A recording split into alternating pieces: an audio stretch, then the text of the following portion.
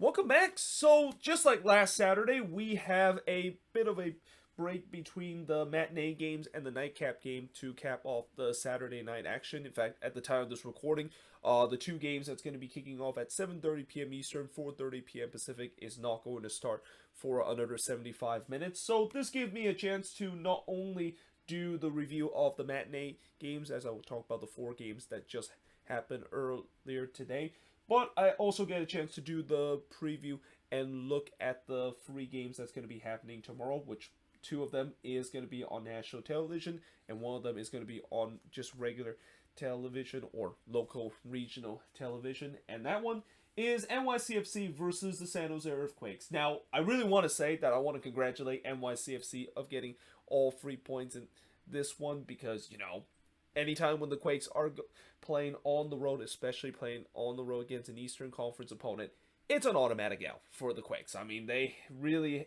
have struggled against teams on the road, but especially teams in the Eastern Conference. And not to mention the fact that they also are not going to be without their best defender in Nathan, and they're about to face against probably the hottest attack in these last two games, that is NYCFC. Yeah, I really want to say that, congratulations NYCFC, you just got 3 points in this one, and you're basically won the sweepstake of getting the free points of the week. But if there's one thing the Quakes taught me from last week is that they will do something out of the ordinary, which is somehow in some way beat the Seattle Sounders at home. Now, this game will start at 1 p.m. Eastern, 10 a.m. Pacific, but the actual kickoff is 1:08 p.m. local time.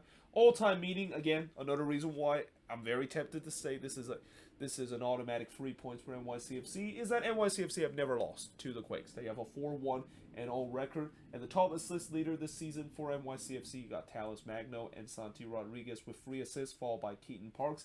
And for the San Jose Earthquakes, surprisingly, it's Jan Gregush that leads the team with 5 assists this season. I mean, who saw that one coming, with Jan Gregush being the main contributor, considered that was not the role that he played when I saw him play for Minnesota for so long. But then you got Christian Espinoza with 3 assists and Jameer Montero with 2 assists. And again, unless if we're going to have some crazy things happening in a classic MLS moment once again, or maybe the referee once again helping the Quakes, because let's be honest, the Quakes in that last game when they beat the Sounders, they got a lot of help from the referee and also from VAR, and that unless they get the same luck in this one, I don't see how the Quakes are going to win. Then this should be a win for NYCFC, and that, I don't want to say that they can score 5 goals again, because we know that in the last two games they have pretty much averaged like 5 goals, but with the way how the Quakes defense and the way that NYCFC is attacking,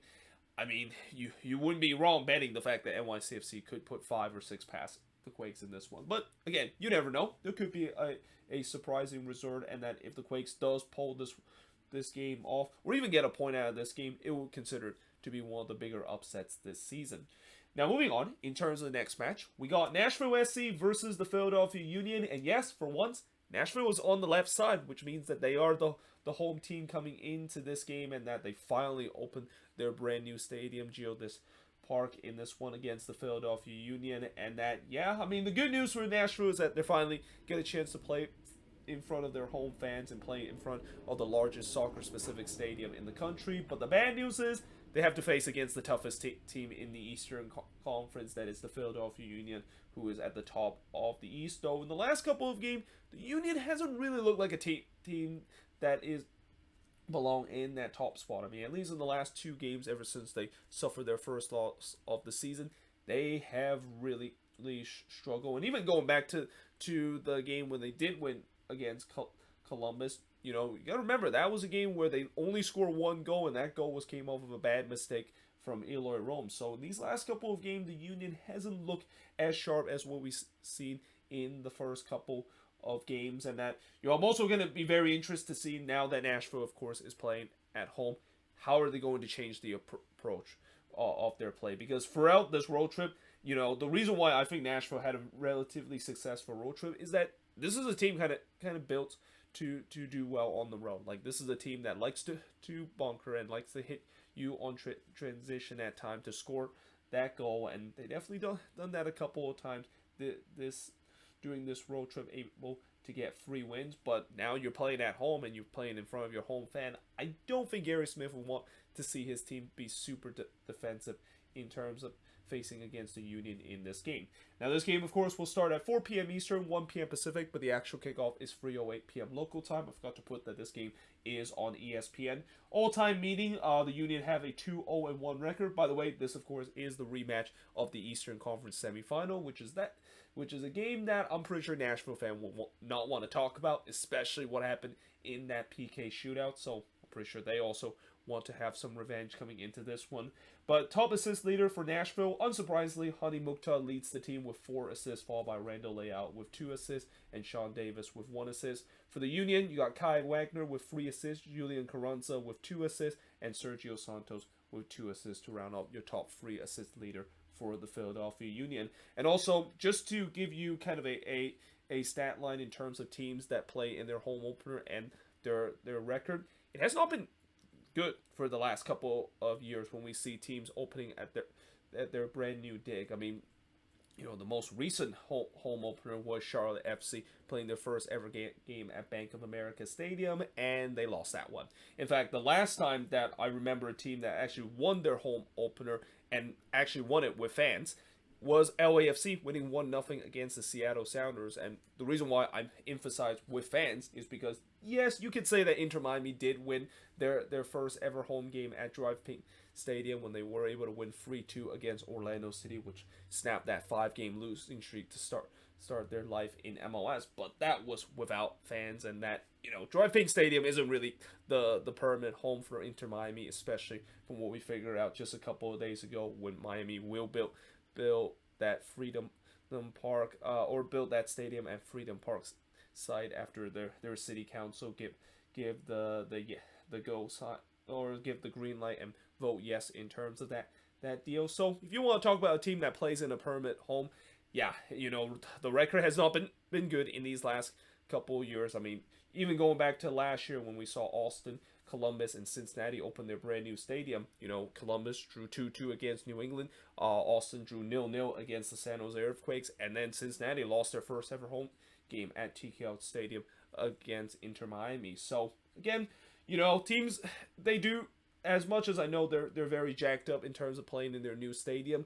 I feel like maybe this is one of the reasons why teams have not done so well in the first game playing a new stadium is that it takes time to realize that this is actually your home. I mean, whenever you play in a new stadium, there's a lot of new things that has happened. And even if you have your fans with backing with you, playing in a new stadium is almost like playing in a neutral ground where you're just trying to get used to that this is actually your home and eventually build up a fortress. And we're also kind of seeing teams decided to do so, especially with Austin, of how they have really started to finally build Q2 Stadium into a fortress. So let's see if that's going to be the same case for Nashville. And then again, it's going to be a tough match in this game against the Philadelphia Union.